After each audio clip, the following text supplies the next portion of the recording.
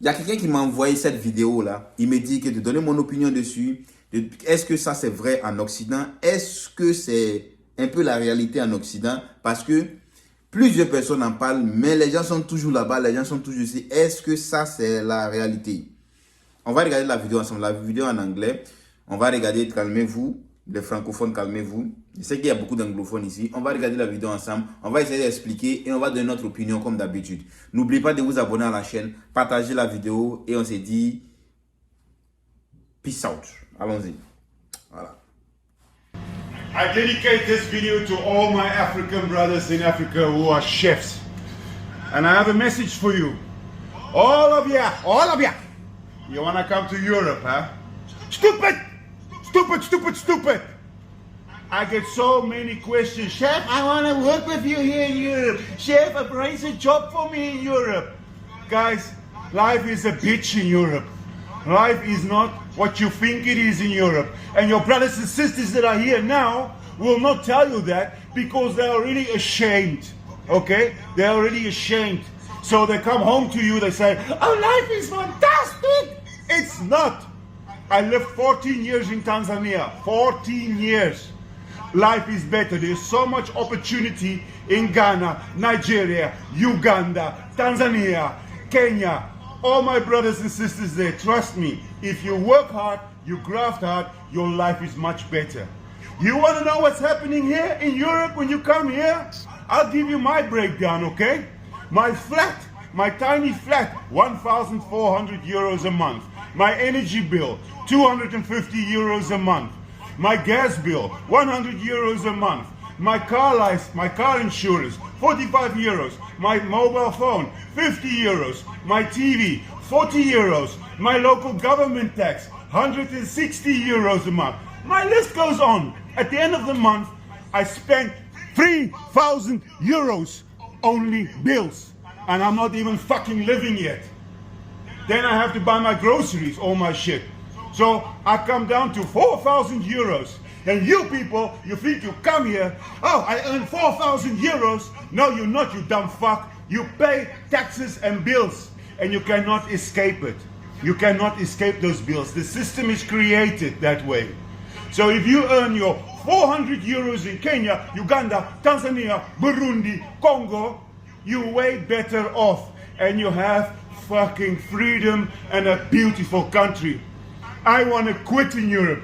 The only good thing here is my kids' education. That's it. But when that little fucker turns 18, I'm flying away back to Tanzania with the grace of God. So please stop asking me for jobs and shit from Africa. Life is not what you think it is. Suck on that. Now get the fuck back to work. Stop this video.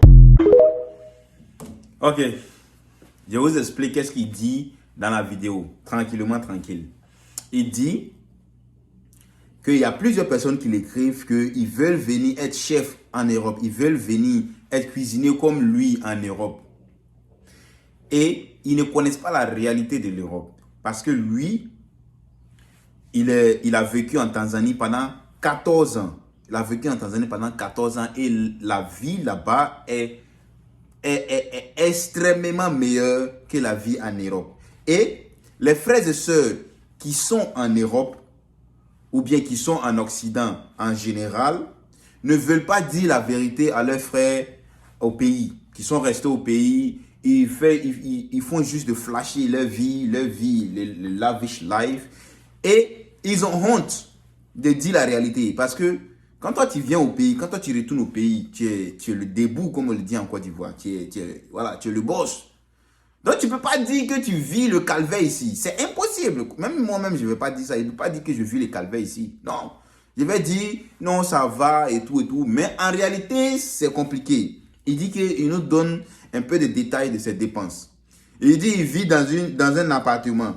Il dit petit appartement. Je ne sais pas si c'est vrai ou pas. Mais son appartement coûte environ 1400 €. Ses factures, l'électricité, tout. Ça dit quand il regroupe tout ça, ça fait environ 4000 € par mois. Maintenant, il dit, quelqu'un va venir ici, il va dire, oui, je gagne 4000 € par mois. quand toi tu vas convertir là-bas, 4000 euros. Wow! 4000 euros, c'est beaucoup, hein? Ça vaut quelque chose de presque 3 millions de francs CFA. Wow, c'est beaucoup, mais tu ne sais pas qu'est-ce qu'il paye ici. 4000 euros, ce qu'il peut garder dans les 4000 euros là, peut-être c'est 300 dollars, 300 euros. Ici, habitué au dollar. Hey, dollars, man. American and Canadian dollars. Sorry. Donc, si tu gagnes 4000 euros, si tu ne vis pas comme un clochard ou bien si tu ne vis pas comme quelqu'un qui vit dans un trou à rats là, si tu veux vivre normalement, tu ne vas rien garder. Parce que voilà, arrivé à un certain âge, mais arrivé à un certain moment, il faut vivre normalement. Il ne faut pas vivre dans des petits coins. Il faut vivre normalement. Mais il y a d'autres qui se cassent la tête pour vivre dans les petits coins pour pouvoir économiser. Sinon, si tu veux vivre normalement, tu ne vas rien économiser. Donc, il dit que mieux vaut rester là-bas, travailler dur, bosser dur, que de venir ici et se faire fourrer en arrière. Donc, qu'est-ce que moi je peux dire sur ce point-là? Moi, je peux dire, il a raison et je peux dire oui et non. Parce que quoi? Bien vrai qu'il y a des dépenses ici, il y a des, comment on appelle ça? Il y a des charges, il y a des taxes. Parce que les taxes, tu vas payer, ça c'est sûr. Tu ne peux pas éviter les taxes. Moi-même, mes taxes là, je paye ça chaque mois. Si tu ne payes pas, tu sais ici, il y a dossier de crédit, il y a tout.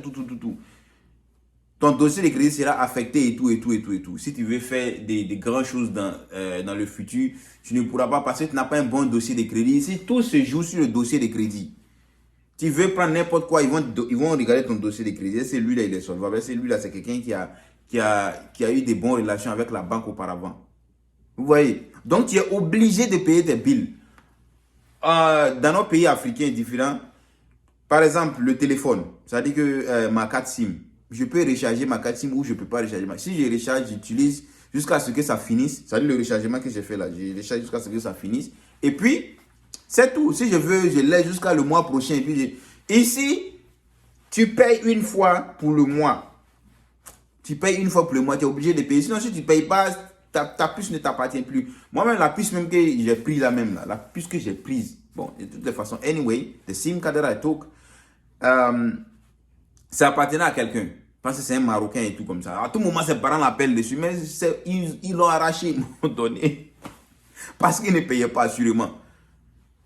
Vous voyez, tu dois payer ta maison, tu dois payer la nourriture, tu dois faire les trucs.